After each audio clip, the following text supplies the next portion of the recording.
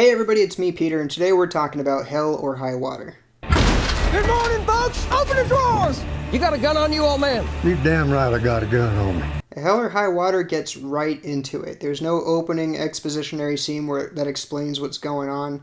It just goes right into the story and you just kind of figure it out as you're going along, which I love. The movie is a very good example of show and don't tell. You understand everything that's going on because they're doing it. They get right into it and it just kind of keeps going. Just like Arrival, it has a very high rewatchability. It's extremely entertaining, there's a lot of action in it, there's a lot of unexpected humor in it. I was expecting it to be a lot more of a brooding, serious film with Chris Pine and Ben Foster looking off into the sunset together talking about their future. And they did have a scene or two that was like that. But there was a lot of unexpected and very welcomed humor in the movie. Mostly from Ben Foster, but also from Jeff Bridges and his partner. Jeff Bridges... he does his True Grit voice. He does a good job. He does a very good job. I think that Jeff Bridges gives a great performance in pretty much everything that he's in, but I feel like the Academy, for some reason, likes him a lot more when you can only understand about 60% of what he's saying. Personally, I feel like Ben Foster turned in a better performance, and I think he could have snaked the nomination away from Jeff Bridges, but Jeff Bridges did do a very good job. Something that actually really surprises me is Ben Foster, I don't believe, has ever been nominated for an Oscar.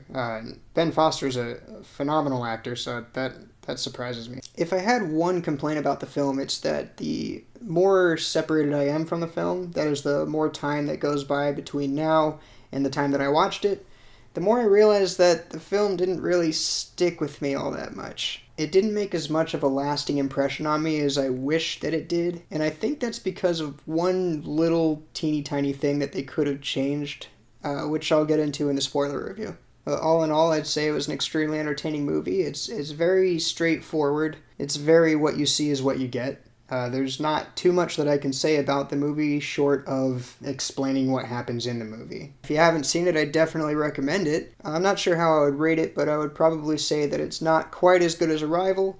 It has a lot of the entertainment value that Arrival does without any of the thought-provoking philosophy that Arrival has. So now I'd like to get into the spoiler review.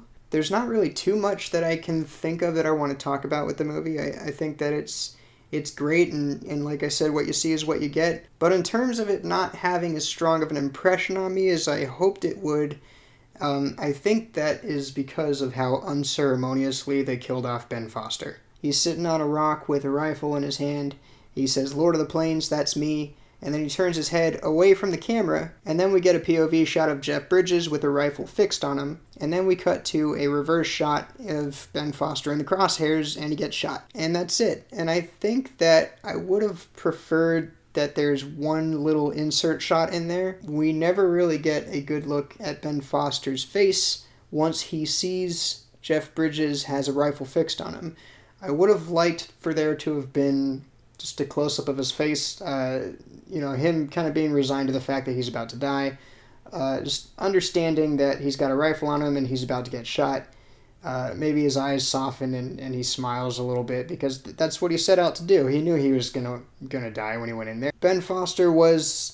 He was a bad guy, but he was also kind of the protagonist. He's the guy we've been following. He was doing bad things, but we were kind of rooting for him. I think it would have been nice if they had a kind of that reaction shot of him just kind of being okay with the fact that he was going to die. I do want to say that the part where Jeff Bridges' partner gets shot is extremely well done. I think that Jeff Bridges probably owes his nomination to that one scene. The reaction that he gives when he realizes that he's been shot is heartbreaking.